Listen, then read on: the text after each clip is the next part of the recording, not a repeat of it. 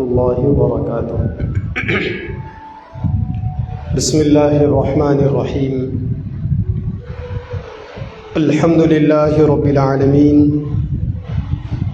والعاقبۃ للمتقین والصلاة والسلام علی سید الانبیاء والمرسلین وعلی آلہ واصحابہ اجمعین ومن تبعهم بإحسان إلى يوم الدين، أما بعد فأعوذ بالله من الشيطان الرجيم، بسم الله الرحمن الرحيم۔ إن الدين عند الله الإسلام، صدق الله العظيم۔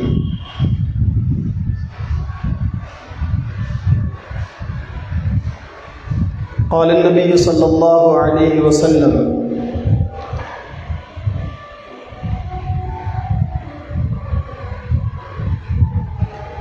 اتخذوا رؤساء جهلاء، وقال عليه الصلاة والسلام: بغير علم افتوا ضلوا واضلوا، او كما قال عليه الصلاة والسلام۔ عزیز دوستوں، معزز دینی بھائیوں،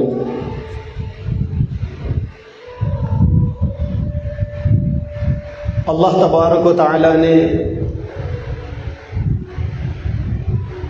سرکار دو عالم صلی اللہ علیہ وسلم کے ذریعے سے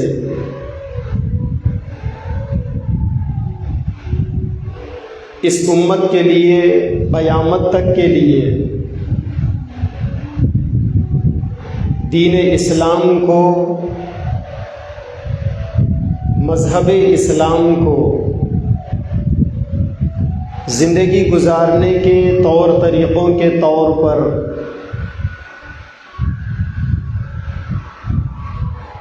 قیامت تک کے لیے طے کر دیا، اور یہ فرمایا کہ جو کوئی بھی دین اسلام کے بغیر کسی اور طریقے پر چلے گا اللہ اس کو قبول نہیں کریں گے، کیونکہ اللہ کے نزدیک زندگی گزارنے کا جو طریقہ معتبر ہے وہ اسلام ہے۔ ان الدین عند اللہ الاسلام، دین اللہ کے نزدیک صرف اسلام ہے۔ دین کہتے ہیں زندگی گزارنے کے طور طریقوں کو، ایک سادے انداز میں زندگی گزارنے کے طور طریقوں میں اللہ کو صرف اسلام پسند ہے، اسلام کے علاوہ کوئی اور دین پسند نہیں ہے۔ اسلام کس چیز کا نام ہے؟ اسلام کی بنیاد کیا ہے؟ اسلام کی بنیاد، اسلام کا مین اسٹریم قرآن اور سنت ہے۔ کبھی کبھی اس کو قرآن اور حدیث بھی کہتے ہیں۔ اہل سنت والجماعت کے بنیادی مستدلات چار چیزیں ہیں: قرآن و حدیث، اجماع و قیاس۔ لیکن ان چار چیزوں میں دو چیزوں کو بڑی اہمیت حاصل ہے، وہ ہے قرآن اور دوسرے ہے سنت۔ سنت کو کبھی حدیث کہتے ہیں، حدیث کو کبھی سنت کہتے ہیں۔ سنت اور حدیث میں ہلکا سا فرق یہ ہے کہ سنت کہتے ہیں اس طریقے متبع کو جو اللہ کے نبی نے اپنی امت کو دیا ہے، اور حدیث کہتے ہیں ما اضیف الی النبی صلی اللہ علیہ وسلم، ہر وہ بات، ہر وہ طریقہ، ہر وہ ادا جو اللہ کے نبی سے متعلق ہو اس کو سنت کہتے ہیں۔ گویا سنت عام ہے، اس کو حدیث کہتے ہیں، گویا حدیث عام ہے اور سنت خاص ہے۔ اللہ کے نبی کے اعمال کو سنت کہتے ہیں، اور اللہ کے نبی کی باتیں، اعمال، اشغال، افعال اور بھی بہت ساری چیزیں مل کر حدیث بنتی ہیں، اور یہ چیزیں دین اسلام کی بنیاد ہے۔ اللہ تبارک و تعالی نے 23 سال کے قلیل عرصے میں سرکار دو عالم صلی اللہ علیہ وسلم کے پاس 24,000 مرتبہ سیدنا جبریل امین کو بھیجا، کیونکہ اللہ تبارک و تعالیٰ کا ایک قانون ہے پیغام کی ترسیل کا، پیغام کو پہنچانے کا۔ ما كان لبشر ان يكلمه الله الا وحيا او من وراء حجاب او يرسل رسولا فيوحي باذنه ما يشاء، کہ دنیا کے اندر کوئی انسان براہ راست اللہ تبارک و تعالیٰ سے بات نہیں کر سکتا، یا تو وحی کے ذریعے سے اللہ سے بات ہوگی، یا پردے کے پیچھے سے بات ہوگی، یا اللہ تبارک و تعالیٰ اپنے کسی قاصد کو پیغمبر کے پاس بھیجیں گے اور اس کے ذریعے سے اللہ تبارک و تعالیٰ وحی پہنچائیں گے۔ تو اللہ تبارک و تعالیٰ کی جانب سے جو پیغام پیغمبروں تک آتا ہے اس کو وحی کہتے ہیں۔ ہم سب کو جو معلوم وحی ہے وہ قرآن مجید کی شکل میں موجود ہے۔ علماء نے لکھا ہے کہ وحی کی 2 قسمیں ہیں۔ ایک وحی وہ ہے جو پڑھی جاتی ہے، قرآن مجید ہے، پڑھی جاتی ہے، تلاوت کی جاتی ہے، اور دوسرے وحی وہ ہے جو پڑھی نہیں جاتی۔ ایک وحی ہے جسے وحی متلو کہتے ہیں، جس کی تلاوت کی جاتی ہے، اور دوسری وحی وہ ہے جسے وحی غیر متلو کہتے ہیں، جس کی تلاوت نہیں کی جاتی۔ قرآن مجید کے 300 پاروں کے اندر 114 سورتوں میں جتنی آیتیں ہیں یہ ساری کی ساری وحی متلو ہے جو پڑھی جاتی ہے۔ اس کے پڑھنے پر ہر حرف پر 10 نیکیوں کا کم از کم ثواب کا وعدہ ہے۔ یہ وحی متلو ہے یہ، اور لاکھوں کی تعداد میں ایسی روایتیں ہیں جو وحی غیر متلو کے عنوان میں داخل ہے، جسے اللہ کے نبی کی حدیث کہہ سکتے ہیں۔ باضابطہ اس کی تلاوت تو نہیں کی جاتی، لیکن چونکہ وہ اللہ کے نبی کی ذات سے تعلق رکھنے والی چیزیں ہیں تو وہ بھی دین اسلام کا مین اسٹریم ہے، اسلام کی بنیاد ہے وہ بھی۔ چنانچہ قرآن مجید کے اندر ایسی بہت ساری آیتیں ہیں کہ جن آیتوں میں جب اجمالی طور پر ان آیتوں کو پڑھ لیا جاتا ہے، سادے سیدھے انداز میں جب اس آیت کو ہم پڑھ لیتے ہیں تو پورا مطلب سمجھ میں نہیں آتا۔ قرآن مجید میں اللہ تبارک و تعالیٰ نے فرمایا ان الصلاۃ کانت علی المؤمنین کتابا موقوتا، کہ نماز ایمان والوں پر اس کے مقررہ وقت پر فرض کر دی گئی۔ اتنی بات تو وحی متلو کے ذریعے سے، قرآن کے ذریعے سے سمجھ میں آ گئی کہ نمازیں ہم پر فرض ہے، لیکن فجر کی نماز اس وقت میں، ظہر کی نماز اس وقت میں، عصر مغرب عشاء کی نمازیں ان وقتوں میں فرض ہے، یہ قرآن کی کسی آیت میں نہیں۔ اسی کو ملا کر آپ دیکھیں، اللہ نے فرمایا حافظوا علی الصلوات والصلاۃ الوسطی، نمازوں کی پابندی کرو، خاص طور پر نماز وسطیٰ کی پابندی کرو۔ قرآن نے نماز وسطیٰ کہا ہے، نماز وسطیٰ کا مطلب پوری قرآن میں کہیں آپ کو نہیں ملے گا۔ قرآن نے نمازوں کی پابندی کرنے کے بارے میں کہا ہے، کتنے نمازوں کی پابندی کرنا ہے پورے قرآن میں اس کا کہیں تذکرہ نہیں۔ اقیم الصلاۃ فرمایا گیا قرآن میں، جگہ جگہ پر اقیم الصلاۃ کا لفظ ہے، نماز قائم کرو۔ لیکن نماز قائم کرنے کا انداز کیا ہوگا، شرائط کیا ہوں گے، اس کے فرائض کیا ہوں گے، اس کے مستحبات کیا ہوں گے، اس کے مفسدات کیا ہوں گے، کن باتوں سے نمازیں ٹوٹے گی، کن باتوں سے نمازوں میں حسن پیدا ہوگا، کن باتوں سے نماز میں فساد لازم آئے گا، یہ بات آپ کو پورے قرآن میں کہیں نہیں ملے گی۔ اس کی ساری تفصیل آپ کو وحی غیر مطلوع یعنی احادیث میں ملے گی۔ اللہ کے نبی صلی اللہ علیہ وسلم کی سنتوں میں یہ باتیں آپ کو ملے گی۔ تو گویا آپ کہہ سکتے ہیں کہ قرآن اجمال کا نام ہے، احادیث تفصیل کا نام ہے۔ جو باتیں قرآن سے پوری نہیں ہوتی وہ باتیں حدیثوں سے سمجھی جاتی ہیں۔ اتنی موٹی بات آپ لوگوں کے چہرے یہ بتا رہے ہیں کہ آپ کو سمجھ میں آ چکے۔ ایک دو مثالیں میں آپ کو اور دے دیتا ہوں۔ اللہ تبارک و تعالیٰ نے جب سرکار دو عالم صلی اللہ علیہ وسلم ہجرت فرما کر مدینہ منورہ تشریف لائے تو مدینہ منورہ آپ کی آمد کے بعد تقریباً 16-17 مہینے تک آپ بیت المقدس کی طرف رخ کر کر نماز پڑھتے تھے، یعنی جو مسلمانوں کا پہلا قبلہ ہے ملک شام میں فلسطین کی سرزمین پر بیت المقدس یا بیت المقدس، اس طرف اللہ کے نبی رخ کر کر نمازیں پڑھتے تھے۔ لیکن اللہ کے نبی صلی اللہ علیہ وسلم کے دل میں یہ بات تھی کہ قبلہ بدلنا چاہیے۔ قد نرا تقلب وجہک فی السماء، بار بار کبھی اللہ کے نبی نماز کی حالت میں بھی آسمان کی طرف دیکھتے کہ کہیں یہ پیغام آ جائے قبلہ بدل دو۔ جو لوگ مدینہ جا کر آئے ہیں اللہ تعالی ہم سب کو اس شہر محبت میں بار بار جانا نصیب کرے۔ ان لوگوں نے وہاں پر مسجد قبلتین دیکھا ہوگا، 2 قبلے والی مسجد۔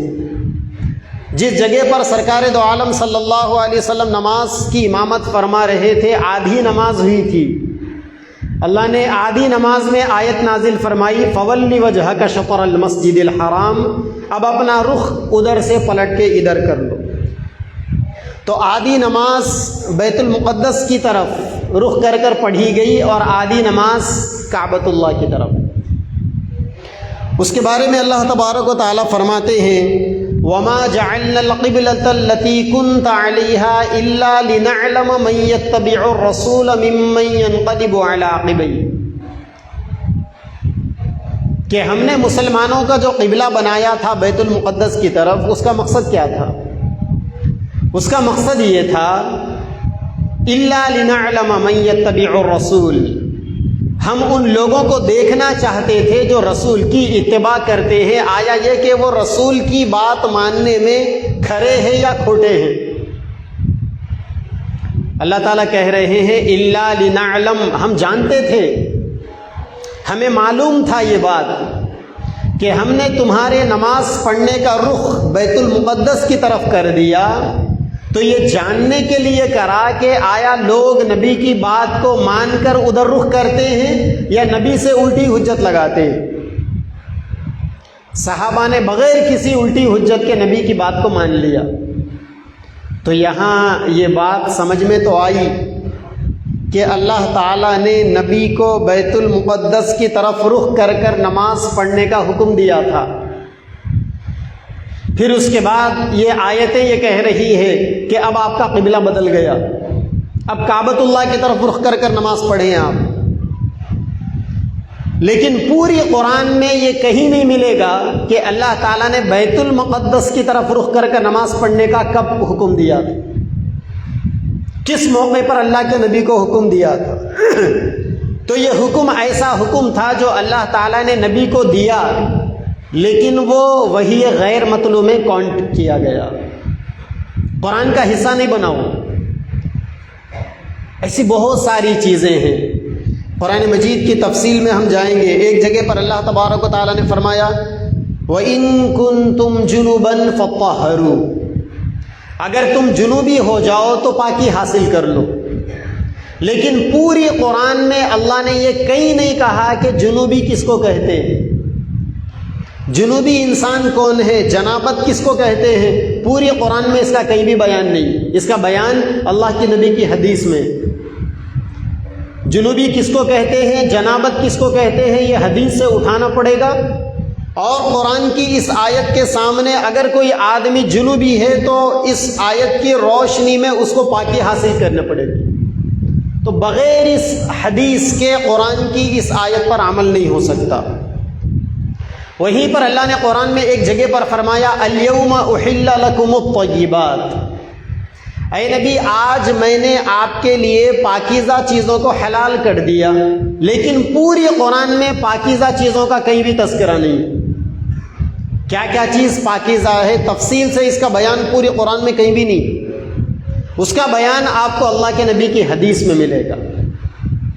اس کے لیے آپ کو حدیثوں کو کھنگالنا پڑے گا، اس کے لیے آپ کو اللہ کے نبی کی زندگی میں دیکھنا پڑے گا کہ نبی نے کن کن چیزوں کو حلال قرار دیا اور نبی نے کن کن چیزوں کو حرام قرار دیا۔ قرآن میں ایک جگہ پر اللہ تبارک و تعالیٰ نے فرمایا احل اللہ البیع وحرم الربا، کہ ہم نے تجارت کو حلال کر دیا اور سود کو حرام کر دیا۔ پوری قرآن مجید کے اندر تجارت کے مسائل کہیں بیان نہیں کیے گئے، پوری قرآن میں کہیں نہیں ہے تجارت کے مسائل، اور پوری قرآن مجید کے اندر سود کے بھی مسائل کا بیان نہیں۔ پوری قرآن مجید میں سود کے مسائل کو تفصیل سے کہیں نہیں بیان کیا گیا، بس یہ کہا گیا کہ اللہ نے سود کو حرام قرار دیا۔ اب تجارت کی تفصیلات آپ کو حدیث سے ملے گی، سود کی تفصیلات آپ کو حدیث سے ملے گی۔ ایک دفعہ جب ہم نئے نئے فارغ ہو کر آئے تھے اور ہمیں ان لوگوں سے دلائل کی روشنی میں بات کرنے کا شوق چل پڑا تھا جو لوگ قرآن اور حدیث کا ڈنڈورا پیٹتے، جو یہ کہتے ہیں کہ قرآن اور حدیث کو ڈائریکٹ سمجھنا چاہیے، یہ علماء ائمہ کو نہیں ماننا چاہیے۔ تو ایک سرفرا ایسا نوجوان اس طبقے سے تعلق رکھنے والا گھڑ گیا، بحث شروع ہوئی۔ تو میں نے اس سے کہا کہ میرے بھائی قرآن اور حدیث سے انشورنس کے مسائل کو تو بیان کر دے، میں بس تیری جماعت جوائن کر لوں گا۔ تو اس نے کہا کہ علماء سے پوچھنا پڑے گا۔ تو میں نے کہا کہ یہ علماء بیچ میں کہاں سے آ گئے؟ آپ کے پاس تو نعرہ ہے قال اللہ قال رسول کا کہ صرف اللہ کی مانو، اللہ کے رسول کی مانو، علماء کی مت مانو، ائمہ کی مت مانو۔ تو میں نے کہا کہ ٹھیک ہے، سیدھا قرآن کی مانیں گے، حدیث کی مانیں گے، لیکن انشورنس کے مسائل قرآن اور حدیث سے بتا دو۔ نہیں بتا سکتے آپ، پھر وہاں آپ کو اجماع کا دامن تھامنا پڑے گا، قیاس کا دروازہ کھٹکھٹانا پڑے گا۔ یہ چاروں چیزوں سے ساری چیزیں آپ کو ملے گی وہاں پر۔ جملہ معترضہ کے طور پر سیدنا معاذ بن جبل رضی اللہ تعالیٰ عنہ جس وقت یمن کے گورنر بنا کر بھیجے جانے لگے، اللہ کے نبی نے ان کو مدینہ کے باہر تک رخصت کرنے کے لیے آپ تشریف لائے۔ آپ نے پوچھا کہ معاذ وہاں جا کر لوگوں کی مذہبی رہبری کیسی کرو گے؟ حضرت معاذ نے کہا یا رسول اللہ قرآن سے مسائل کو بیان کروں گا۔ آپ نے پوچھا کہ اگر وہ مسائل قرآن میں نہ ملے تو کیا کرو گے؟ حضرت معاذ نے کہا یا رسول اللہ احادیث سے بیان کروں گا، آپ کی سنت سے بیان کروں گا۔ اللہ کے نبی نے پوچھا کہ اے معاذ اگر وہ قرآن اور حدیث میں بھی نہ ملے تو کیا کرو گے؟ آپ نے فرمایا اجتہد برأیہ، قرآن اور حدیث کے سامنے اجتہاد کروں گا۔ تو یہ ایک اجتہاد کا ایک عنوان ہے، لیکن اجتہاد کی بنیاد بھی قرآن اور حدیث ہے۔ امام بخاری رحمۃ اللہ علیہ نے جو بخاری شریف لکھی، 6 لاکھ حدیثوں کو سامنے رکھ کر انہوں نے اس کا انتخاب کر کر بخاری شریف کو لکھا۔ امام اوزاعی رحمۃ اللہ علیہ کے بارے میں مشہور اور معلوم ہے کہ لاکھوں حدیثیں ان کو یاد تھی۔ امام مسلم بن ابو شہاب زہری کے بارے میں مشہور ہے کہ ان کو لاکھوں حدیثیں یاد تھی۔ تو احادیث دین اسلام کی ایک اہم بنیاد ہے۔ اس وقت پوری دنیا کے اندر ایک فتنہ چل پڑا، احادیث کے انکار کرنے کا فتنہ، یہ کہنے کا فتنہ کہ احادیث کوئی چیز نہیں، ہم احادیث کو نہیں مانتے۔ اس کی ایک لمبی چوڑی داستان ہے، لمبی چوڑی تاریخ ہے۔ اس کو تاریخ اسلام کے اوراق پر جب ہم نظر ڈالتے ہیں تو ہمیں یہ پورا قضیہ نامرضیہ سمجھ میں آتا ہے۔ دراصل آج کے دور میں مسلمانوں کو ایک بات یہ سمجھ لینی چاہیے کہ دین وہ نہیں ہے جس کو آپ نے مکمل دین سمجھ رکھا ہے، بلکہ دین وہ بھی ہے جس کا تذکرہ آپ علماء سے یہ گزارش کرتے ہیں کہ اس کا تذکرہ مسجدوں کے ممبروں سے نہ ہو۔ یعنی علماء اگر سیاست کی بات کرتے ہیں تو مساجد کی کمیٹیوں کے ذمہ داران، عام مصلیوں کو الرجی ہوتی ہے کہ یہ علماء سیاست کی باتیں کیوں کرتے ہیں، ان کو تو مذہب کی بات کرنی چاہیے۔ یہ یہودیانہ سوچ ہے، یہ کافروں کی سوچ ہے یہ، کیونکہ اللہ کے نبی دنیا میں کیوں آئے تھے؟ آپ کیوں آئے دنیا میں؟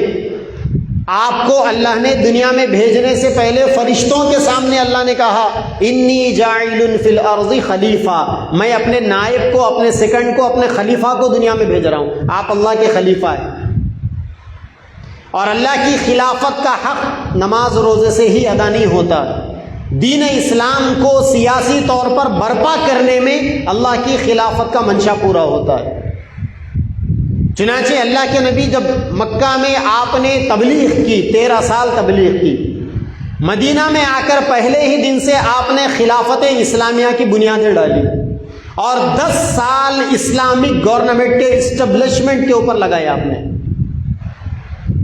سیاسی اسلام کے اوپر لگایا آپ نے، سیاست مدنیہ کے اوپر لگایا آپ نے۔ جب سے آج سے 100 سال پہلے ترکی میں خلافت اسلامیہ کا، خلافت عثمانیہ کا خاتمہ ہوا، وہ برائے نام خلافت تھی، کیونکہ ترکی کا جو خلیفہ تھا وہ یورپ کا مرد بیمار تھا، برائے نام خلافت تھی۔ ہر جگہ قرآن اور حدیث کا قانون نہیں چلتا تھا، لیکن برائے نام تھا، لیکن تھا ہی صحیح، قصے پارینا کا ایک حصہ ہی صحیح۔ جب اس کو عالمی سازش کے نتیجے میں، فری میسنز کی سازشوں کے نتیجے میں اس خلافت کے کیل کو اکھاڑ کر پھینک دیا گیا، دنیا کے اندر جمہوریت کا نعرہ لگا، اور اس جمہوریت کے نعرے کے ذریعے سے یہ پروپیگنڈا کیا جانے لگا، اور ایک سازش کے تحت مسلمانوں کی تاریخ سے سیاسی اسلام کو مٹانے کا کھیل کھیلا جانے لگا، اور مسلمانوں کی تاریخ میں سیاسی اسلام اسی وقت مٹ سکتا ہے جب مسلمانوں کی تاریخ سے احادیث کی معتبریت کو ختم کر دیا جائے، احادیث کے بارے میں شکوک اور شبہات کو جنم دیا جائے۔ چنانچہ ایک پلاننگ کے تحت، ایک بڑی گہری سازش کے تحت مستشرقین کی ایک جماعت کو پے در پہ لا کر کھڑا کیا گیا، ان کے ذریعے سے ریسرچ سینٹر قائم کروائے گئے، اور انہوں نے نئی تحقیقات کے نتیجے میں لوگوں کو یہ باور کرانے لگے کہ احادیث کوئی چیز نہیں ہے، اصل چیز قرآن ہے، اور قرآن کے اندر سیاسی اسلام کی تفصیل نہیں، جس طریقے سے عبادتوں کی تفصیل قرآن میں نہیں، آپ نے سنا ابھی، اسی طریقے سے اسلامی خلافت کے نظام کو دنیا میں برپا کرنے کی بھی تفصیلات قرآن کے اندر نہیں، وہ بھی احادیث کے اندر، وہ بھی اللہ کے نبی کی سیرت کے اندر۔ چنانچہ جن لوگوں کو سیاسی اسلام سے ڈر تھا، یہ ڈر تھا کہ اگر سیاسی اسلام آ جائے گا، دنیا میں خلافت کا نظام قائم ہوگا، تو شراب کا دھندا بند ہوگا، ڈرگس کا دھندا بند ہوگا، بے حیائی کا دھندا بند ہوگا، اربوں کھربوں ڈالروں کا جو دھندا ہے وہ سب بند ہو جائے گا۔ تفصیلات کا موقع نہیں ہے، ایک بات آپ کو بتاؤں، اسلام میں جو عورت پردہ کرتی ہے پوری دنیا کے اکنامک کے 100 ارب ڈالر پر لات مارتی ہے وہ، یعنی پردہ کرنے والی عورت کو میک اپ کرنے کی ضرورت نہیں پڑتی، اور دنیا میں میک اپ کا جو بجٹ ہے، بناؤ سنگھار کا جو بجٹ ہے وہ 100 ارب ڈالر سے زیادہ کا ہے۔ 100 ارب ڈالر کا مطلب 7,500 لاکھ کروڑ سے زیادہ کا بزنس ہوتا ہے اس کا، اور ایک پردہ کرنے والی عورت دنیا کی معیشت پر لات مارتی ہے 100 ارب ڈالر کے اوپر۔ تو دنیا میں اگر اسلامی نظام آ جائے تو یہ سارے دھندے بند ہو جائیں گے۔ چنانچہ اسلامی نظام کو پھیکا کرنے کے لیے احادیث کی معتبریت پر سوال اٹھایا جائے۔ چنانچہ سوالات کیسے اٹھائے گئے؟ انہوں نے پروپیگنڈا کیا، اللہ کے نبی صلی اللہ علیہ وسلم کی ایک حدیث کو انہوں نے بنیاد بنایا۔ ایک موقع پر اللہ کے نبی نے فرمایا تھا لا تکتبوا عنی ومن کتب عنی غیر القرآن فلیمحوہ، کہ مجھ سے احادیث کو مت لکھو، جن لوگوں نے قرآن کے علاوہ دوسری باتوں کو لکھ لیا اس کو مٹا دو۔ وحدثوا عنی ولا حرج، مجھ سے زبانی روایتوں کو بیان کرو، اس میں کوئی مسئلہ نہیں۔ ومن کذب علی متعمدا فلیتبوأ مقعدہ من النار، اور جو آدمی غلط باتوں کو میری طرف منسوب کر کر بیان کرتا ہے وہ اپنا ٹھکانہ جہنم میں بنا لے۔ یہ لمبی روایت ہے۔ اس روایت کا پہلا حصہ ہے کہ قرآن کے علاوہ تم نے جو کچھ لکھا اس کو مٹا دو، زبانی بیان کرو۔ اللہ کے نبی نے یہ بات فرمائی تھی، آپ کے ارشادات میں اس بات کا تذکرہ ملتا ہے۔ بات دراصل ایسی ہے، جب سرکار دو عالم صلی اللہ علیہ وسلم ہجرت کر کر مدینہ تشریف لائے تو مدینہ منورہ کے اندر جب بھی وحی نازل ہوتی تو اللہ کے نبی صحابہ سے فرماتے لکھ لو۔ کچھ صحابہ تھے جو اس کو لکھ لیتے تھے، اور ایسے 10-12 صحابہ تھے جو صرف لکھنا پڑھنا جانتے تھے۔ زیادہ تر لوگ لکھنا پڑھنا نہیں جانتے تھے۔ یہی وجہ ہے کہ اس زمانے میں اللہ کے نبی نے لکھنے پڑھنے کا بڑا اہتمام فرمایا۔ جنگ بدر کے اندر جو مشرکین قید میں آ گئے تھے، لکھنا پڑھنا جانتے تھے، جب ان کو رہا کرنے کا موقع آیا تو ان کو یہ شرط لگائی گئی کہ تم کچھ مسلمانوں کو لکھنا پڑھنا سکھا دو، اس کے بدلے میں تمہاری ضمانت۔ گویا لکھنا پڑھنا تمہاری شروٹی، لکھانا پڑھانا۔ تو لکھنے پڑھنے والے زیادہ صحابہ نہیں تھے۔ جب آیتیں نازل ہوتی اللہ کے نبی فرماتے کہ لکھ لو، صحابہ اس کو لکھ لیتے، اور جب آپ احادیث فرماتے، ارشاد فرماتے، صحابہ اس کو بھی لکھ لیتے۔ تو اب مسئلہ ایسا ہو گیا تھا کہ لکھنے پڑھنے والے زیادہ نہیں ہیں۔ آج ایک آدمی لکھ رہا ہے، اس نے قرآن کی آیت کو بھی لکھ لیا، احادیث کو بھی لکھ لیا۔ کل کو یہ آدمی، یہ صحابی کا انتقال ہو جائے گا، ان کے بعد والوں کو وہ چیزیں ملے گی۔ بار بار کیوں کر رہے ہیں سب؟ ان کے بعد والوں کو یہ چیزیں ملے گی تو وہ قرآن میں اور حدیث میں فرق نہیں کر سکیں گے، تو آگے مسائل پیدا ہو سکتے تھے۔ اسی لیے اس مسئلے کو ختم کرنے کے لیے اللہ کے نبی نے فرمایا کہ صرف قرآن کو لکھو، احادیث کو زبانی یاد کر لو۔ وحدثوا عنی ولا حرج، احادیث کو زبانی یاد کرو، اس میں کوئی مسئلہ نہیں۔ اور ایک بات یہ بھی یہاں پر آپ سنتے چلے کہ عربوں کا مزاج لکھنا پڑھنا بہت کم تھا، زبانی یاد رکھنا ان کا مزاج تھا۔ اور ان لوگوں کی یادداشتیں ایسی تھی کہ جنگ بدر کا جو واقعہ ہے، جب اللہ کے نبی صلی اللہ علیہ وسلم نے 2 صحابہ کو مقام بدر کے قریب بھیجا تھا ابو سفیان کے قافلے کے تعاقب میں، سیرت کی کتابوں میں بات لکھی ہوئی ہے، آپ کو اندازہ ہوگا کہ کیسے کمال کے دماغ کے لوگ تھے وہ لوگ۔ 2 صحابہ گئے، جا کر وہاں پر آپ نے انکوائری کی، پتہ چلا کہ ابو سفیان کا قافلہ ادھر سے ملک شام گیا اور اتنے دنوں میں لوٹ کے آئے گا۔ یہ 2 لوگ واپس آ گئے۔ ابو سفیان وہاں آئے، ایک ٹیم ابو سفیان کے ساتھ میں، دیکھا کہ وہاں اونٹ کے مینگنیاں گرے ہوئے، اونٹ کا گوبر، اس کی غلاظت، اونٹ کا پاخانہ گرا ہوا ہے۔ تو ابو سفیان کا جو دماغ تھا، سیاسی دماغ، چلنا شروع ہو گیا۔ انہوں نے اونٹ کے مینگنیوں کو اٹھایا، وہاں اطراف میں 2-4 عورتیں مل گئی، لوگ تھے یہ تو نہیں معلوم۔ اب ابو سفیان اونٹ کے مینگنیوں کو لے کر گئے اپنے قافلے میں، لوگوں کو وہ اونٹ کے گوبر کو توڑ کر بتایا کہ بھائی یہ اونٹ کے لوگ آئے تھے۔ تو اس میں دیکھنے والے نے جب دیکھا تو اونٹ کے گوبر کے اندر کھجور کی گٹلی نکلی۔ تو اس آدمی نے کہا کہ یہ فلاں خاندان کے اونٹوں کا گوبر ہے۔ یہ کیونکہ فلاں خاندان کے اونٹ جب کھجور کی گٹلی کھاتے ہیں تو بغیر چبائے کے ثابت نگل لیتے ہیں اور ان کے گوبر میں وہ اونٹ کی گٹلی یا کھجور کی گٹلی ویسا ہی واپس آ جاتی. کمال ہے.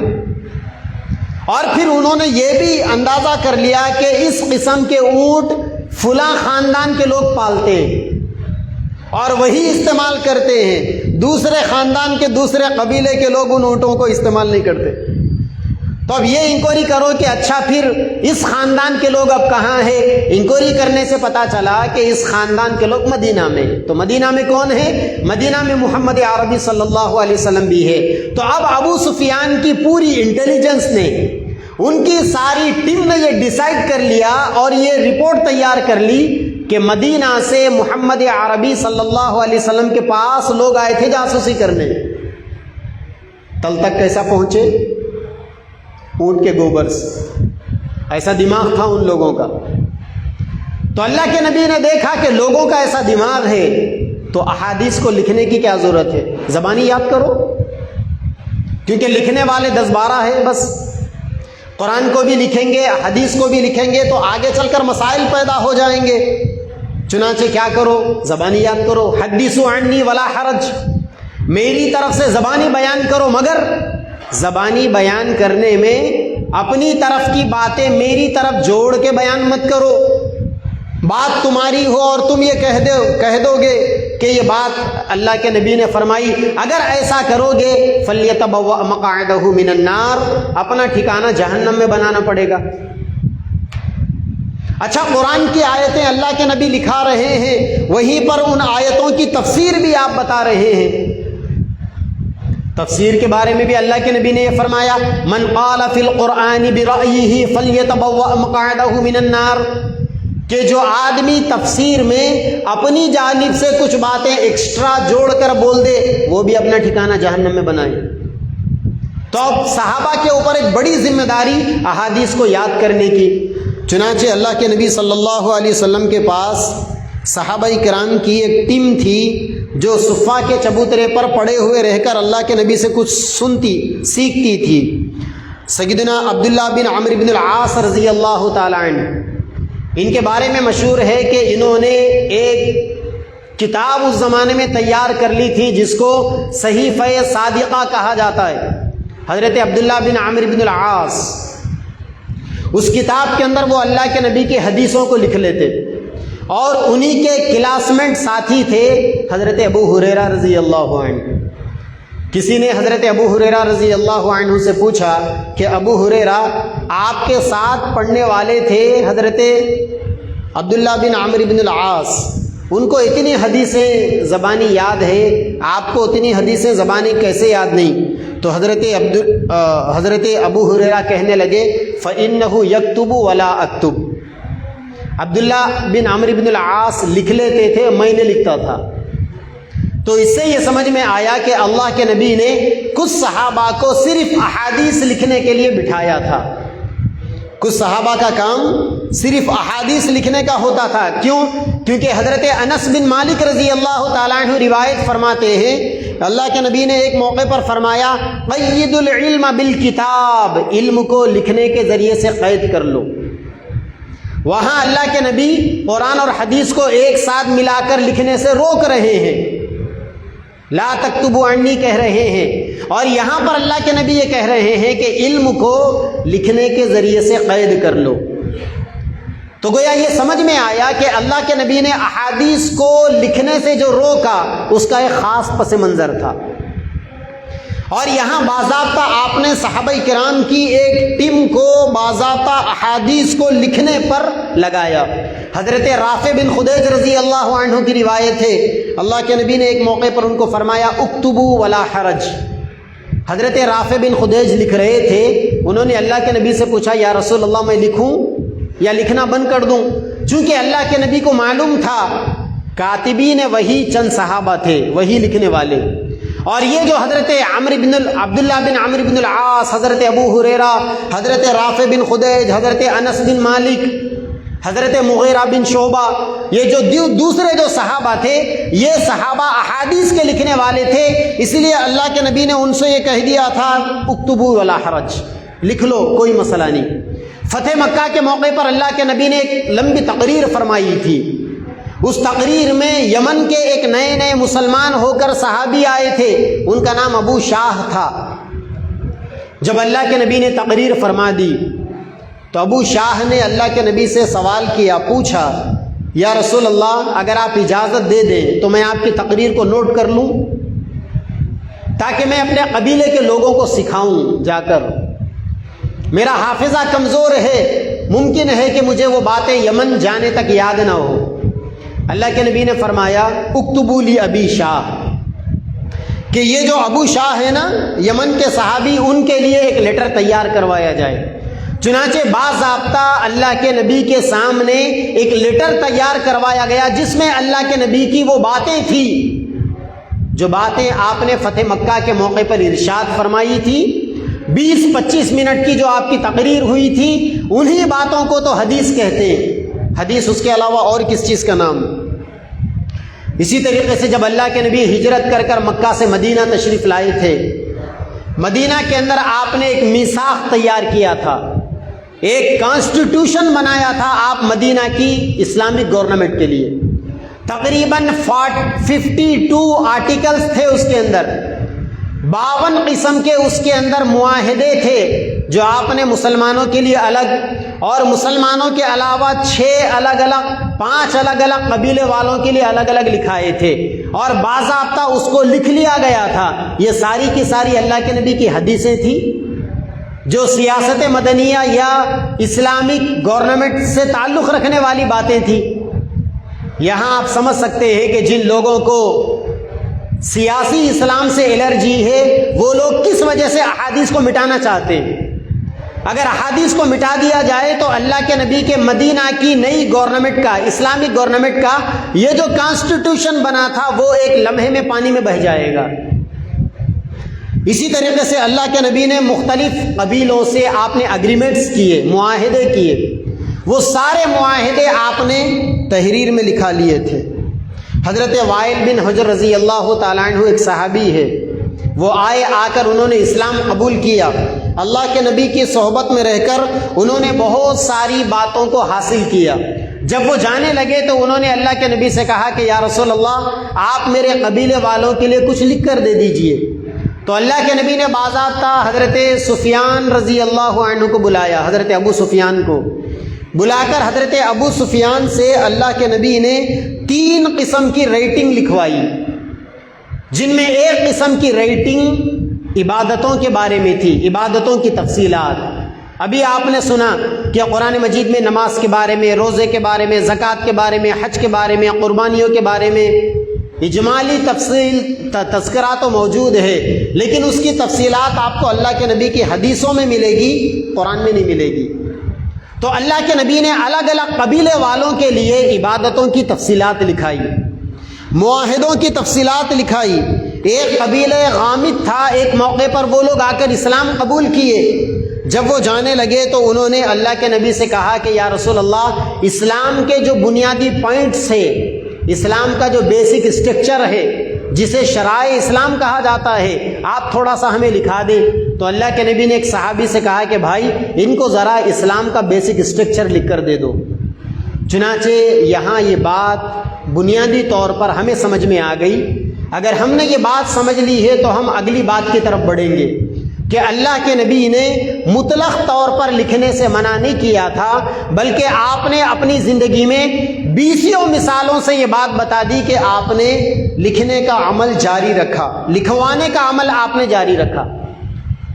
چنانچہ صحابہ کرام رضوان اللہ تعالی علیہم اجمعین کی زندگیوں میں یہ باتیں ہمیں بار بار ملتی ہے کہ صحابہ نے اللہ کے نبی کی باتوں کو لکھ لیا تھا، بعد میں وہ چیزیں ان کے خاندانوں میں منتقل ہوتی رہی۔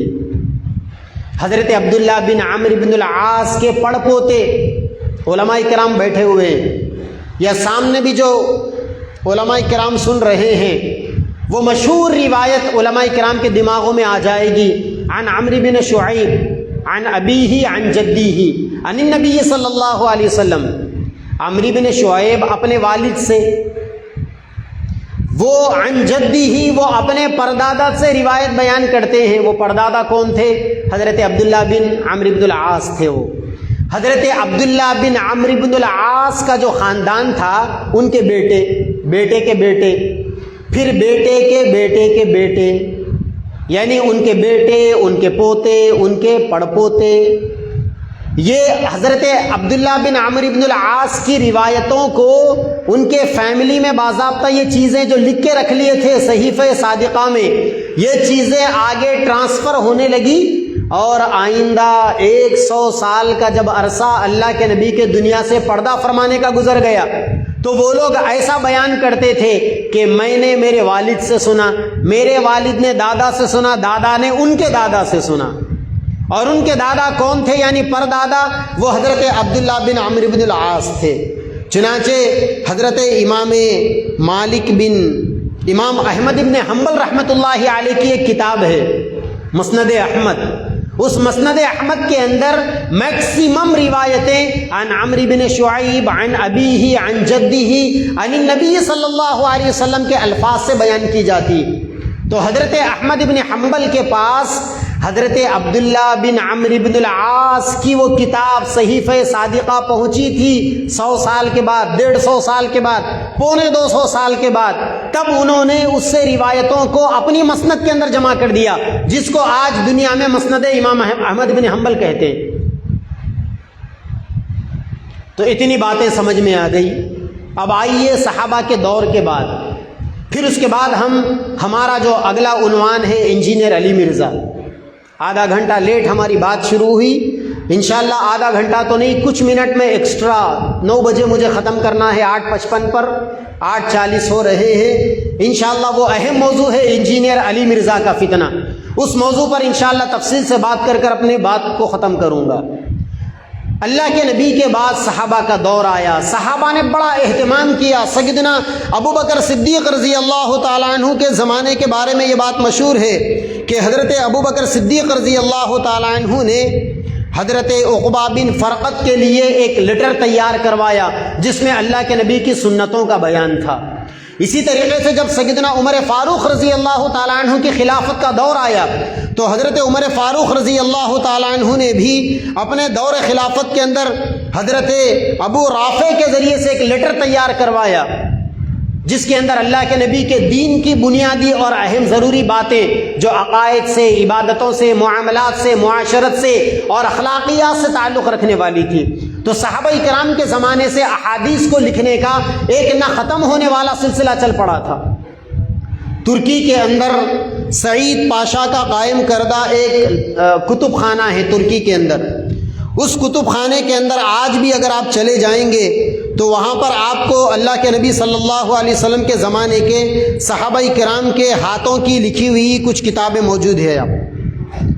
اسی طریقے سے دمشق کے اندر، ملک شام کے اندر، سیریا کے اندر ایک اسلامک بادشاہ تھے سلطان رکن الدین ظاہر بیبرس نام کے، جو فاتح یورپ ہے، جنہوں نے صلیبی جنگیں لڑی اور نصارہ اور عیسائیوں کو انہوں نے لوہے کے چنے چبوانے پر مجبور کر دیے. سلطان رکن الدین ظاہر بیبرس نے اپنے زمانے کے اندر ایک کتب خانہ قائم کیا جس کو مکتبہ ظاہریہ کہا جاتا ہے، آج بھی وہ موجود ہے. اس مکتبہ ظاہریہ کے اندر اللہ کے نبی کے زمانے کے چند صحابہ، جن میں مشہور صحابی حضرت عبداللہ بن ابی اوفا کے زمانے کی، ان کے ہاتھوں سے لکھے ہوئے کچھ مخطوطے آج بھی موجود ہیں. اللہ کے نبی کے زمانے سے 60-70 سال کے بعد جب حضرت عمر ابن عبدالعزیز مدینہ کے گورنر بنے رحمۃ اللہ علیہ، انہوں نے مدینہ کے بڑے بڑے شیوخ کو جمع کیا اور جمع کر انہوں نے یہ اعلان کیا کہ صحابہ کرام کی جتنی روایتیں اللہ کے نبی کی احادیث کی موجود ہے اس کو جمع کر دیا جائے. چنانچہ جب اس کو جمع کر دیا گیا تو آپ نے باضابطہ ایک لائبریری قائم کروائی اس کے لیے. اور جب سن 98-99 ہجری میں حضرت عمر ابن عبدالعزیز چھوٹے سے ٹائم کے لیے 2-2.5 سال کے لیے خلیفہ بنے اور اس قلیل عرصے کے اندر ان کا انتقال بھی ہو گیا، تو انہوں نے پوری اسلامک گورنمنٹ کے اندر دور دور گورنروں کو لیٹر لکھا، اور لیٹر لکھ کر یہ کہا کہ اللہ کے نبی کی جو روایتیں ہیں انظروا الی حدیث رسول اللہ صلی اللہ علیہ وسلم فاجمعوہ لی، اللہ کے نبی کی احادیث کو کھنگالو اور ان ساری روایتوں کو میرے لیے جمع کرو۔ اور انہوں نے اسلامک کیپٹل میں اللہ کے نبی کی ساری احادیث کو جمع کیا، جمع کر کر اس کو مدون کروایا۔ اللہ کے نبی کے دنیا سے پردہ فرمانے کے 90 سال کے بعد کا یہ واقعہ ہے۔ پھر اس کے بعد ائمہ حدیث کھڑے ہوئے، فقہاء کرام کھڑے ہوئے، اور انہوں نے اس طریقے سے احادیث کو سیکھنا شروع کیا۔ مدینہ منورہ کے احادیث کے سب سے بڑے عالم امام مسلم بن ابو شہاب زہری، جو امام مالک رحمۃ اللہ علیہ کے استاذ تھے، امام مالک کے زمانے میں پوری دنیا سے لوگ دور دور تک ہزاروں کلومیٹر کا سفر کر کر مدینہ آتے اور آ کر اللہ کے نبی کی احادیث کو سیکھتے، اور علماء نے، ائمہ نے احادیث کے فن کو محفوظ رکھنے کے لیے بڑی پرہیزگاری کو انہوں نے ملحوظ رکھا۔ امام بخاری کے 2 چھوٹے چھوٹے واقعات آپ کو بیان کرتا ہوں۔ امام بخاری رحمۃ اللہ علیہ جہاں وہ رہتے تھے وہاں سے 4000 کلومیٹر کا انہوں نے سفر کیا اونٹ کے اوپر، کتنے مہینے لگ گئے۔ ایک عالم کے پاس وہ پہنچے،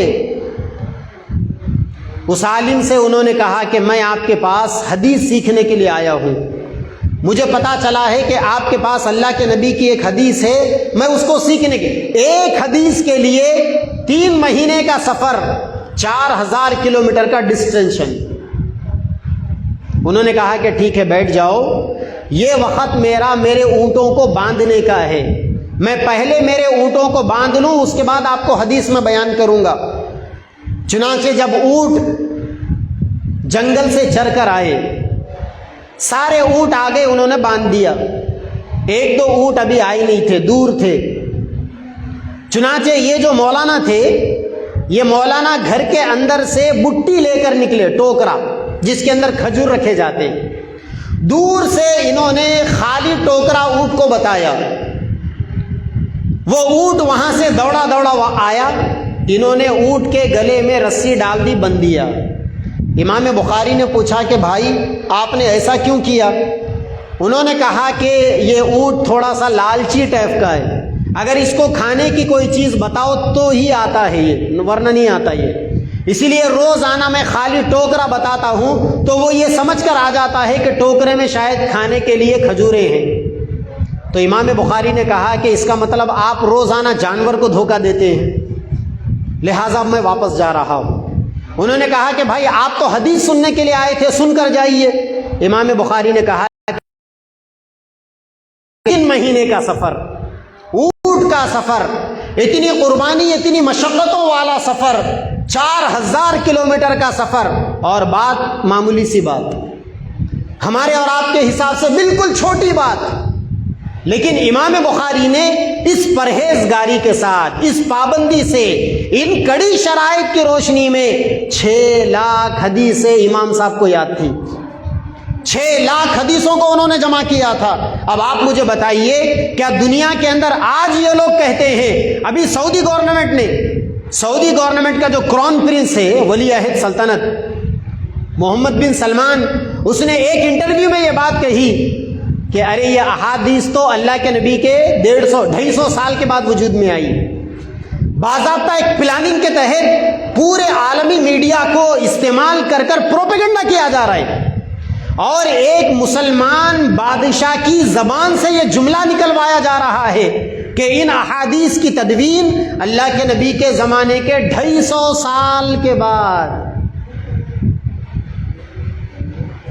یعنی وہ یہ چاہتے ہیں کہ کسی طریقے سے احادیث کی معتبریت کو ختم کر دیا جائے اور دنیا سے خلافت کے نظام، سیاسی اسلام کے نظام، اور وہ اسلام جو مسلمانوں کو کاروبار میں بھی قدم قدم پر رہبری کرتا ہے، وہ اسلام جو مسلمانوں کو نجی زندگی میں، پرائیویٹ لائف میں، یا سماجی زندگی میں، سوشل لائف میں، یا اجتماعی زندگی میں، پبلک لائف میں، الغرض زندگی کے ہر شعبے میں جو اسلام مسلمانوں کی رہبری کرتا ہے، اس اسلام کو مسجد اور مدرسے کی چہار دیواری کے حد تک قید کرنے کے لیے یہ پروپیگنڈا کیا جا رہا ہے۔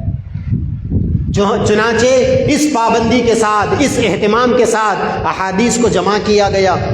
ان 1400 سالوں کے اندر علماء نے احادیث کے اوپر بڑی محنت کی۔ آپ حیرت کریں گے، اسپین پر مسلمانوں نے 850 سال حکومت کی۔ اسپین کے ایک بادشاہ تھے ملک عبد الرحمن الناصر، بادشاہ علم دوست بادشاہ تھا، اس کی ایک پرائیویٹ لائبریری تھی۔ تاریخ کی کتابوں میں لکھا ہوا ہے، اسپین کے اس بادشاہ کی لائبریری میں 2.5 لاکھ اسلامک لٹریچر کتابیں تھی، اور ان 2.5 لاکھ کتابوں کے اندر 55,000 کتابیں صرف فن حدیث کے اوپر تھی۔ اگر علماء حدیث پر محنت نہیں کرتے، اگر حدیث کا علم اللہ کے نبی کے زمانے کے 250 سال کے بعد پیدا ہوتا، تو ملک عبد الرحمن الناصر کی لائبریری میں فن حدیث کے عنوان سے جو 55,000 کتابیں جمع ہو گئی، وہ کہاں سے جمع ہوتی؟ تو اس سے یہ پتہ چلا، یہ بات سمجھ میں آ گئی کہ فن حدیث اسلام کا بیسک، اسلام کا مین اسٹریم، اسلام کی بنیاد ہے۔ فن حدیث کے بغیر قرآن کی باتیں مکمل نہیں ہوتی، اور قرآن اور حدیث کے ملے بغیر دین اسلام 100% مکمل نہیں ہوتا۔ اب آتے ہیں ہمارا اگلا موضوع، انجینئر علی مرزا۔ اس وقت سوشل میڈیا کے اوپر ایک انجینئر صاحب کا کافی غلغلہ ہے۔ اپنے سامنے 4 قسم کی کتابوں کو رکھ کر، جو عربی کی کتابیں کم، اردو کی کتابیں زیادہ ہوتی ہے، اور سامنے اپنے کوئی پلمبر، کوئی الیکٹریشین، کوئی بنڈی ڈھکلنے والا، کوئی آٹو چلانے والا، کوئی موٹر فیلڈ سے تعلق رکھنے والا، ایسے قابل شاگردوں کو رکھ کر انجینئر صاحب بہترین لیٹسٹ 4 لاکھ کے کیمرے رکھ کر ویڈیو بناتے، اور ان کا علمی فتنہ اس وقت پوری دنیا کے اندر کافی ڈنکا مار رہا ہے۔ جو لوگ اپنی مسجد کے امام صاحب سے دین سیکھنے کے لیے تیار نہیں، جو لوگ اپنے علاقے کے علماء سے، معتبر علماء سے دین سیکھنے کے لیے تیار نہیں، ان لوگوں کا بڑا امام بنا ہوا ہے انجینئر علی مرزا۔ ذرا انجینئر علی مرزا کے بارے میں بات کر لیتے ہیں کہ یہ ہے کون، ہے کس بلا کا نام۔ یہ انجینئر علی مرزا 1977 کے اندر پیدا ہوا، 1977 کے اندر، تو تقریباً 45 سال کی عمر کا ہے۔ وہ خود یہ کہتا ہے کہ ویڈیو کے اندر کہ میں 1977 سے لے کر 1990 سے لے کر سن 2000 تک میں ہری پگڑی باندھتا تھا، یعنی وہ بریلوی مکتب فکر سے تعلق رکھنے والا تھا۔ اس کے بعد وہ خود کہتا ہے پھر میں نے اہل حدیث جوائن کر لیا، وہاں میں نے ریسرچ کیا، پھر اس کے بعد چند دنوں کے لیے دیوبندی بنا، پھر اس کے بعد شیعہ بنا، اب اس کے بعد اب کٹی پتنگ ہے، اب کچھ بھی نہیں ہے، وہ بغیر پیندے کے لوٹے ہیں۔ اب ان 45 سالوں کے اندر انجینئر علی مرزا کا یہ دعویٰ ہے، وہ یہ کہتا ہے میں نہ وہابی ہوں نہ بابی ہوں، یعنی میں نہ اہل حدیث کا ہوں اور نہ باباؤں کو ماننے والے، ولیوں کو ماننے والے یعنی بریلوی ہوں، میں سائلنٹ کتابی ہوں، یعنی میں کتاب کو پڑھ کر ماننے والا ہوں۔ یعنی یہ سیدھا ڈائریکٹ کتابوں سے علم سیکھنے والے، اور وہی علم کی الٹی گنگا سوشل میڈیا کے ذریعے سے لوگوں کے سامنے بہانے والے۔ ان کا کوئی معتبر استاذ نہیں، کوئی معتبری عالم نہیں، غیر سرٹیفائیڈ مولوی ہے، سمجھیں آپ یہ، یا غیر ایکریڈیٹڈ مولوی ہے یہ۔ ظاہر بات ہے کہ آپ سمجھدار لوگ ہو، جو لوگ ہمارے سوشل میڈیا کے ذریعے سے ہمیں سن رہے ہیں وہ سمجھدار لوگ ہیں۔ دنیا کے اندر بغیر سرٹیفائیڈ کے کوئی چیز انیکسیپٹیبل ہوتی ہے، لوگ اس کو قبول نہیں کرتے۔ آپ گھر کا پلان بنائیں گے سرٹیفائیڈ انجینئر کے ذریعے سے، آپ علاج کروائیں گے سرٹیفائیڈ ڈاکٹر کے ذریعے سے، یہاں تک کہ اگر آپ کو کرائے پر جانا ہے، ٹیکسی کرنا ہے، تو آپ ڈرائیور بھی ایسا پکڑیں گے جس کے پاس باضابطہ ہیوی ڈرائیونگ لائسنس ہو. اگر کوئی اچھا ماہر ڈرائیور بھی ہے لیکن اس کے پاس لائسنس نہیں ہے، اگر وہ ایکسیڈنٹ کر دے تو آپ کو وہ جو انشورنس کی پالیسی ہے وہ پالیسی آپ کو ہیلپ نہیں کرتی. کیوں؟ کیونکہ آپ کے پاس ڈرائیونگ لائسنس نہیں تھا. نہ گورنمنٹ اس کو مانتی ہے نہ عام لوگ اس کو مانتے، بلکہ سرٹیفکیشن کے بعد دنیا میں ایکسپیرینس بھی دیکھا جاتا ہے نا. آپ کہیں بڑی کمپنی کے اندر جاب اپلائی کرو تو کمپنی آپ کو پوچھے گی آپ کے سرٹیفکیٹ بتائیے، یہ ایجوکیشن سرٹیفکیٹ، اوکے. آپ کا ایکسپیرینس لیٹر بتائیے. اگر آپ کے پاس ایکسپیرینس ہے تو آپ کو ملے گا بڑا مرتبہ، اور اگر آپ کے پاس ایکسپیرینس نہیں ہے، انیکسیپٹیبل، ریجیکٹڈ، یو آر ریجیکٹڈ، آپ نہیں چل سکتے. ایکسپیرینس چاہیے. تو انجینئر علی مرزا غیر سرٹیفائیڈ مولوی اور ایکسپیرینس بھی نہیں کچھ. اب یہ آدمی آ کر بیٹھ گیا دین سکھانے کے لیے. اب وہ کیا دین سکھا رہا ہے اس کے بارے میں 5 چیزیں آپ ذہنوں میں رکھیں. یعنی وہ سامنے والوں کے دماغوں میں جو ڈنک مارتا ہے اس ڈنک کے اندر یہ 5 چیزیں ملی ہوئی ہوتی ہے. نمبر 1، اسلام کا جو بنیادی عقائد والا نظام ہے. اسلام کی سب سے بڑی خوبی کیا ہے؟ عقائد کی پاکیزگی. اسلام عقیدوں میں جتنا کلین، جتنا صاف ستھرا ہے، دنیا کا کوئی اور مذہب اتنا صاف ستھرا نہیں. انجینئر علی مرزا کا سب سے بڑا ڈنک یہ ہے کہ وہ اسلام کے عقائد کے نظام میں شکوک اور شبہات پیدا کرتا ہے، لوگوں کے ذہنوں کے اندر کنفیوژن پیدا کرتا ہے. دوسری چیز، پیغمبر اسلام صلی اللہ علیہ وسلم کی شان پر وہ تنقید کرتا ہے، اللہ کے نبی کی ذات میں وہ توہین کرتا ہے. وہ کیسے کرتا ہے میں آگے بتاؤں گا انشاءاللہ. اب میرا وقت ختم ہوا ہے لیکن آدھا گھنٹہ بعد شروع ہوا تھا تو چند منٹ میں آگے بھی لے لوں گا انشاءاللہ، صبر کریں آپ. تیسری چیز، انجینئر علی مرزا قرآن مجید کی توہین کرتا ہے. کیسا کرتا ہے تفصیل آئے گی ابھی آپ کے سامنے انشاءاللہ. چوتھی چیز، انجینئر علی مرزا کا جو سب سے بہترین محبوب مشغلہ ہے وہ صحابہ کرام کی شان میں توہین کرنا ہے. وہ کیسے صحابہ کرام کی شان میں توہین کرتا ہے یہ بات ذرا تفصیل سے چلے گی انشاءاللہ.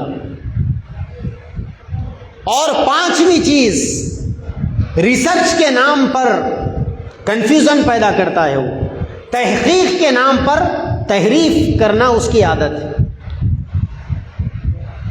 اور وہ یہ کہتا ہے کہ میں سوشل میڈیا کے ذریعے سے علم کی اور دین کی خدمت کر رہا ہوں. اس کی دین کی خدمت کرنے کے بھی 4 الگ الگ دائرے ہیں.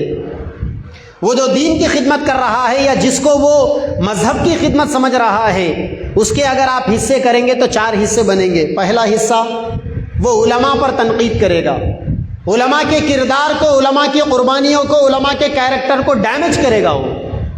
اور دنیا کے اندر جتنا باطل جب بھی آیا اس نے پہلے علماء سے کاٹا. اس نے علماء سے کاٹا کیونکہ امت کو دین کی صحیح رہبری دینے والے علماء، آپ علماء سے کاٹ دو، اب یہ اپنے گراہک بن گئے، ان کو جیسا چاہے ویسا استعمال کرو. ڈرائیور ہے دین کے بارے میں دھوکہ دیا جا سکتا ہے، پلمبر ہے دین کے بارے میں دھوکہ دیا جا سکتا ہے، کوئی اور ہے دین کے بارے میں دھوکہ دیا جا سکتا ہے. ایک عالم ربانی کو دین کے بارے میں دھوکہ نہیں دیا جا سکتا، کیونکہ اللہ کے نبی نے فرمایا لا یزال طائفۃ من امتی ظاہرین علی الحق، کہ میری امت کے اندر ہر زمانے میں ایسے علماء، ایسی جماعت ہوگی جو حق پر ڈٹی رہے گی، ساری دنیا مل کر ان کا کچھ نہیں بگاڑے گی. تاریخ اسلام میں ایسے بیشتر واقعات آپ کو ملیں گے. علماء کے جنازے جیلوں سے نکلے، علماء نے کوڑے کھائے، سچے سچے کردار کے حامل ہونے کے باوجود زہر دیا گیا، ان کو برداشت کر لیا، ان کی نسلوں کو اجاڑ دیا گیا، ان کی املاک کو تباہ کر دیا گیا، علماء نے برداشت کر لیا، لیکن دین محمدی صلی اللہ علیہ وسلم میں رتی برابر آنچ آنے کو علماء نے برداشت نہیں کیا۔ یہ علماء کی شان ہے۔ یہ جو اشتہار آپ کو دکھ رہا ہے، یہ جو بڑا یہاں یہ جو منچ سجایا گیا، یہ جو پروگرام برپا کیا گیا، یہ وہ علماء کی طرف سے جو علماء یہ چاہتے ہیں کہ عقیدے کے نام پر امت کے عقائد میں کوئی چور آ کر اگر نقض نہیں کرے گا تو ہم اس کے ہاتھ کاٹ دیں گے، دلائل سے ہم اس کے رخ کو موڑ دیں گے۔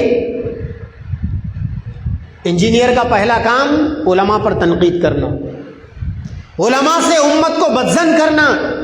دوسرا کام 4 ائمہ اربعہ کی نفرت لوگوں کے دلوں میں بٹھانا، سیدنا امام اعظم ابو حنیفہ، سیدنا امام شافعی، سیدنا امام مالک، سیدنا امام احمد بن حنبل رحمہم اللہ۔ ان چاروں کے بارے میں لوگوں کے دل و دماغ میں وہم و گمان پیدا کرنا، لوگوں کے دلوں میں ان کی نفرت پیدا کرنا۔ اس کا تیسرا کام اجماع امت سے اختلاف کرنا۔ ابھی آپ نے سنا اہل سنت والجماعت کی بنیادیں 4 چیزیں، 2 بڑی بنیادیں قرآن اور حدیث، ان دونوں بنیادوں کے ساتھ اور 2 بنیادیں نکلتی ہے، اجماع اور امت۔ اجماع کا مطلب سارے امت کے علماء جہاں جمع ہو گئے اس کو اجماع کہتے ہیں۔ انجینئر کا کام کیا ہے؟ یہ اجماع کے اندر اختلاف پیدا کر دینا۔ اور چوتھی چیز صحابہ سے اختلاف کرتے ہوئے لوگوں کے سامنے صحابہ کی نفرت کا اظہار کرنا۔ اب آپ اتنی سی بات سن لے، اللہ کے نبی نے فرمایا صحابہ کے بارے میں اللہ کا پورا قرآن بھرا پڑا ہے۔ جگہ جگہ پر اللہ تعالیٰ نے صحابہ کے ایمان کی، ان کے اخلاق کی، ان کے قربانیوں کی، ان کے کردار کی، ان کے لائف سٹائل کی، ان کی عبادتوں کی، ان کی معاشرت کی، اللہ نے جگہ جگہ میں قرآن مجید کے اندر آیتوں میں تحسین فرمائی، تعریف فرمائی۔ اور اللہ نے سارے صحابہ کرام کے بارے میں فرمایا میں سب سے راضی ہوں، وہ مجھ سے راضی۔ صحابہ سارے کے سارے جنتی۔ لیکن تاریخ اسلام میں جتنے فتنے اٹھے ہیں ان سب کا ایک بڑا ٹارگٹ لوگوں کو صحابہ سے کاٹنا۔ تبلیغی جماعت ہے نا، تبلیغی جماعت، دوسرے حضرت جی مولانا یوسف صاحب کاندھلوی رحمۃ اللہ علیہ، کون سی کتاب لکھی انہوں نے؟ مشہور کتاب، ارے بولو نا، حیات الصحابہ۔ حیات الصحابہ لکھی حضرت جی نے، اور اتنی شاندار جاندار کتاب جو صحابہ کرام کے قربانیوں کو، صحابہ کرام کے عقائد کی پاکیزگی کو، صحابہ کرام کے ایمان کی بلندی کو، صحابہ کرام کے کردار کو بیان کرنے والی کتاب حیات الصحابہ حضرت نے لکھی۔ کیوں؟ کیونکہ میری جماعت کے لوگ صحابہ سے جڑے رہے۔ اللہ کے نبی نے فرمایا جب تک امت صحابہ سے جڑی رہے گی کبھی گمراہ نہیں ہوگی۔ حضرت جی رحمت اللہ علیہ کی بصیرت کو کروڑوں سلام، انہوں نے قیامت تک اپنی جماعت کو صحابہ سے جوڑنے کے لیے حیات الصحابہ جیسی معرکۃ الآرا جاندار شاندار کتاب تحریر فرمائی۔ دنیا میں جماعتیں ہزاروں پیدا ہوگی، ختم ہو جائے گی، دنیا میں وہی جماعت باقی رہے گی جو صحابہ کرام کے دامن کو تھامے گی، جو صحابہ کرام سے کٹے گا من شذ شذ فی النار، جہنم میں چلا جائے گا، وہ گمراہ ہو جائے گا وہ۔ چنانچہ انجینئر علی مرزا کا تیسرا بڑا کارنامہ لوگوں کو صحابہ کرام سے بدظن کرنا۔ اب آئیے اس کم وقت نے، اچھا کمال یہ ہے کہ آج تک انجینئر علی مرزا نے کوئی کتاب نہیں لکھی۔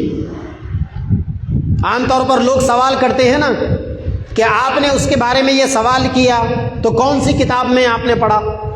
اس نے کوئی کتاب ہی نہیں لکھی۔ اس کمبخت کو معلوم ہے کہ اگر کتاب لکھ دوں گا تو رائٹنگ میں پروف دے دوں گا لوگوں کو۔ آج تک انجینئر علی مرزا کی جتنی گمراہیاں، جتنے فتنے پھیلانے والی باتیں اور جتنی اسلام کی بنیادی تعلیمات سے ہٹی ہوئی باتیں ہیں، وہ ساری کی ساری باتیں ویڈیوز کی شکل میں موجود ہیں۔ چنانچہ اب آئیے اس کی گستاخیوں کو دیکھیں، سب سے پہلے وہ اللہ کے نبی کی شان میں گستاخی کرتا ہے۔ وہ کہتا ہے کہ اللہ کے نبی کے پاس علم غیب تھا، اللہ کے نبی کے پاس علم غیب تھا۔ اب ایک لمبا چوڑا یہ علمی مسئلہ ہے، اس کے اوپر کم از کم اس موقع پر بات نہیں ہو سکتی کہ اللہ کے نبی کے پاس علم غیب تھا یا نہیں تھا۔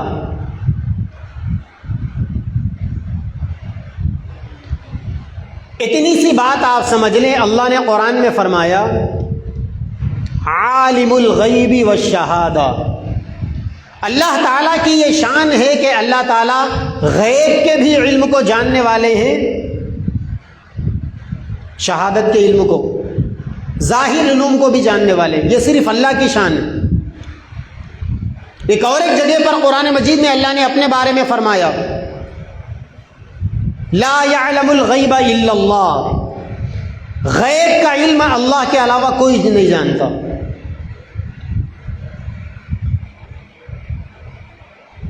غیب کا علم اللہ کے علاوہ کوئی نہیں جانتا۔ کون کہہ رہے ہیں؟ اللہ کہہ رہے ہیں قرآن میں۔ ہاں یہ الگ بات ہے کہ اللہ کے نبی نے فرمایا اوتیت علم الاولین والآخرین، کہ مجھے پہلے والوں کا بھی علم دیا گیا، بعد والوں کا بھی علم دیا گیا، اس میں کوئی شک نہیں۔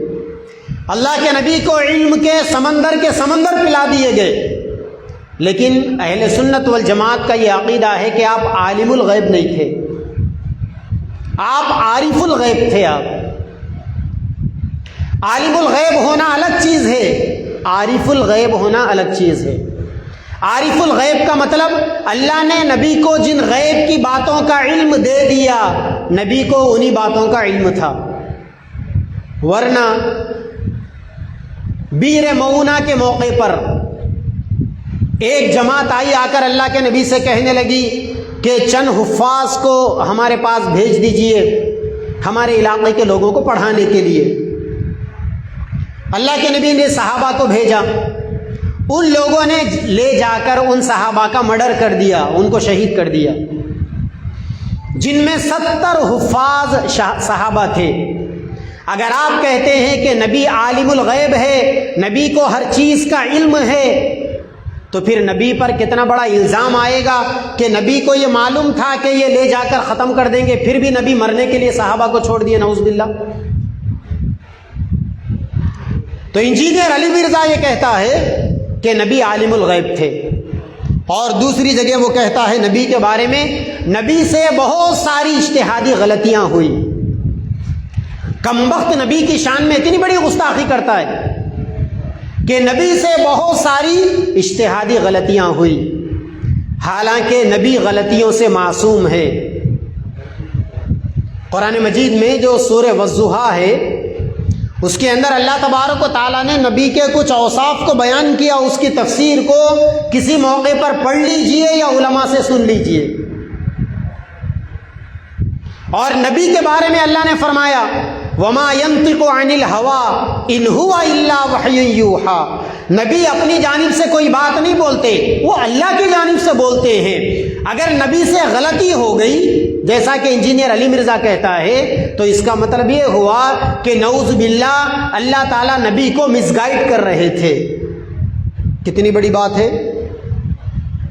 اور ایک جگہ پر اللہ کے نبی کی شان میں گستاخی کرتے ہوئے کہتا ہے، اس نے ہمارے نبی کے لیے چھوکرے کا لفظ استعمال کیا۔ یہ اتنا بڑا خبیث الباطن انسان ہے کہ اس نے نبی کے لیے چھوکرے کا لفظ استعمال کیا، جو ہم عام بول چال میں چھوٹے بچوں کو، معمولی ابھی نئے جوان ہونے والے بچوں کو کہتے ہیں اے چھوکرے ادھر آ، یہ ورڈ اس نے نبی کی شان میں استعمال کیا۔ قرآن مجید کی شان کے اندر بھی اس نے گستاخیاں کی۔ قرآن مجید کے بارے میں یہ کہتا ہے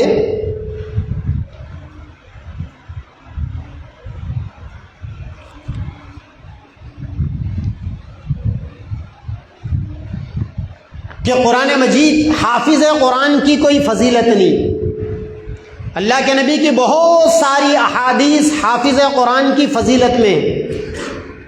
ایک جگہ پر اللہ کے نبی نے فرمایا کہ جو بندہ حافظ قرآن ہوگا اللہ تعالیٰ کل قیامت میں اس کے ماں باپ کو فخر کا تاج پہنائیں گے اور اس کے ماں باپ کا چہرہ 14ویں کے چاند کے جیسا چمکے گا۔ حافظ قرآن کی ایک ادنا سی فضیلت ہے یہ۔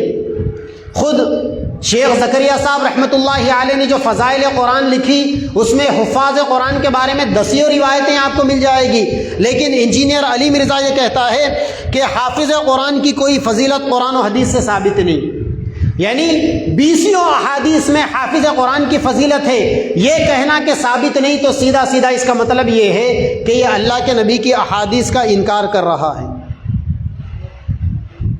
صحابہ کے بارے میں یہ کیا کہتا ہے؟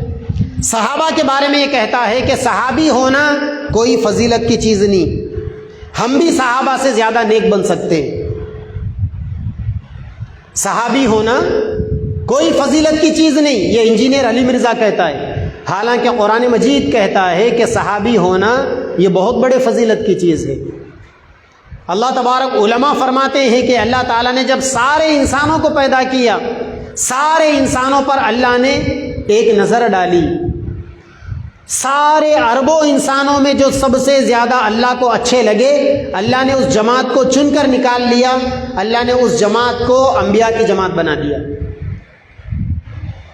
پھر اس کے بعد اللہ تبارک و تعالیٰ نے دوسری نظر ڈالی سارے انسانوں پہ کہ یہ اچھی جماعت کے بعد اور اچھے لوگ کون ہیں۔ جب اللہ نے نظر ڈالی تو اس میں اللہ کو جو لوگ پسند آئے اللہ نے ان لوگوں کو چن کر نکال لیا، اللہ نے ان کو اپنے نبی کا صحابی بنا دیا۔ یہ صحابی کی فضیلت ہے، یہ ان کی شان میں اللہ تبارک و تعالیٰ نے 20 آیتیں قرآن مجید میں نازل فرمائی۔ صحابہ کے بارے میں اللہ کے نبی نے فرمایا اللہ اللہ فی اصحابی، میرے صحابہ کے بارے میں اللہ سے ڈرو، ان کی شان میں گستاخی مت کرو۔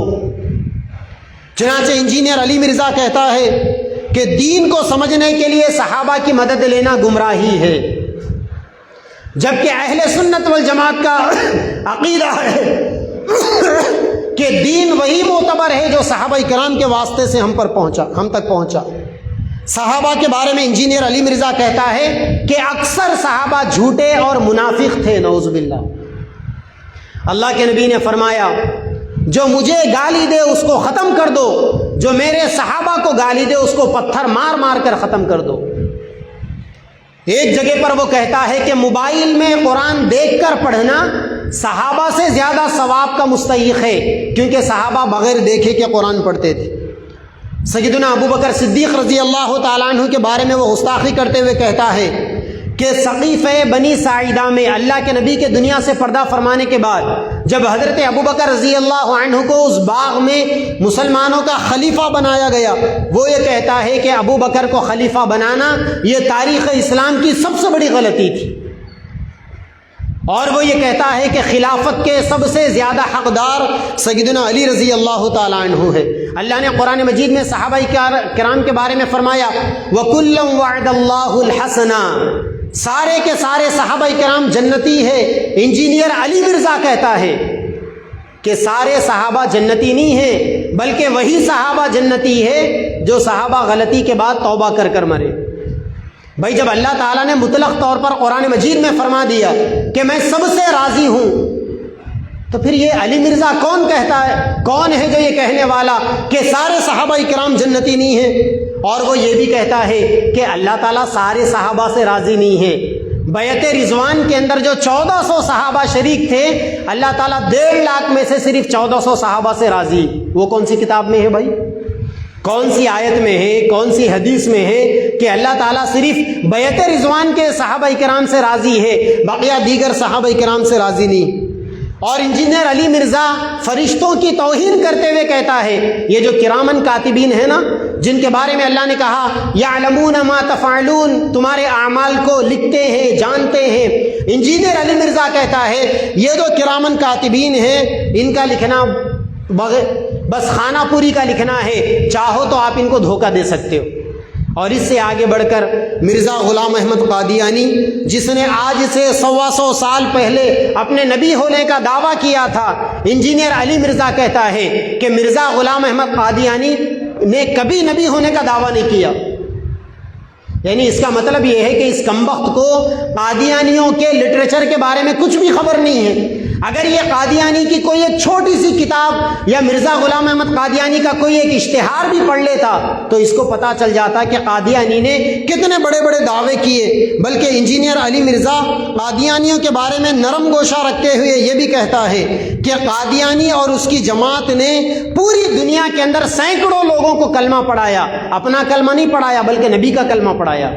اس طریقے سے اور بھی بہت ساری باتیں انجینئر علی مرزا کی ہے، جس میں وہ کہیں امت کو اور اپنے سننے والے اور اپنے ماننے والوں کو صحابہ کرام سے کاٹتا ہے، ائمہ مجتہدین سے کاٹتا ہے، ائمہ اربعہ سے کاٹتا ہے، علماء ربانیین سے کاٹتا ہے۔ وہ یہ کہتا ہے فجر کی نماز کے اندر الصلاۃ خیر من النوم جو ہے نا، وہ امام اعظم ابو حنیفہ رحمۃ اللہ علیہ کے ماننے والوں نے اپنی جانب سے دین میں داخل کر دیا، نماز اذان میں داخل کر دیا، حالانکہ علماء جانتے ہیں الصلاۃ خیر من النوم سیدنا بلال حبشی رضی اللہ تعالیٰ عنہ نے سب سے پہلے اذان میں یہ بولے، اللہ کے نبی نے اس کو پسند فرمایا اور قیامت تک کے لیے اللہ کے نبی نے الصلاۃ خیر من النوم کے جملے کو اذان کے حصے کے طور پر قبول اور منظور فرمایا۔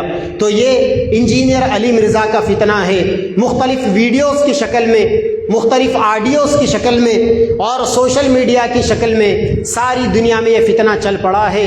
لوگ سادہ سیدھا لوگ سوشل میڈیا سے دین سیکھنے میں سعادت سمجھتے ہیں۔ انجینئر علی مرزا، جاوید احمد غامدی اور اس قسم کے گمراہ لوگ، جن لوگوں کا بیسک کوئی دین کی بنیادی تعلیمات کے بارے میں کوئی بنیاد نہیں اور وہ سرٹیفائیڈ عالم نہیں اور ان کو کوئی ایکسپیرینس نہیں، نالج نہیں، بس ادھر سے ایک آیت پڑھ دیا، تفسیر کر دیا، ادھر سے ایک روایت لے لیا، کچھ بھی بیان کر دیا، اس طریقے سے ساری دنیا میں واہیات پھیلانے والے انجینئر علی مرزا سے پہلے بھی بہت تھے، اس کے بعد بھی آگے اور بھی آئیں گے۔ آپ سے گزارش یہ ہے کہ دین اسلام کو سیکھنے کے لیے امام مالک رحمۃ اللہ علیہ فرماتے تھے ان ھذا العلم دین فانظروا عمن تاخذون دینکم، جو علم بھی تم تک پہنچتا ہے، جو علم بھی تم سیکھتے ہو، یہ سارا کا سارا دین ہے۔ سیکھنے والے کو یہ دیکھنا چاہیے کہ میں دین کو کن لوگوں سے سیکھ رہا ہوں۔ اللہ تبارک و تعالی ہم سب کو علی مرزا کے فتنے سے، انکار حدیث کے فتنے سے، اہل قرآن کے فتنے سے، جاوید احمد غامدی کے فتنے سے، اور بارش کے بعد جیسا بنجر زمین کے اوپر بے شرم کے درخت پیدا ہو جاتے ہیں، اسی طریقے سے سوشل میڈیا کی اس بارش میں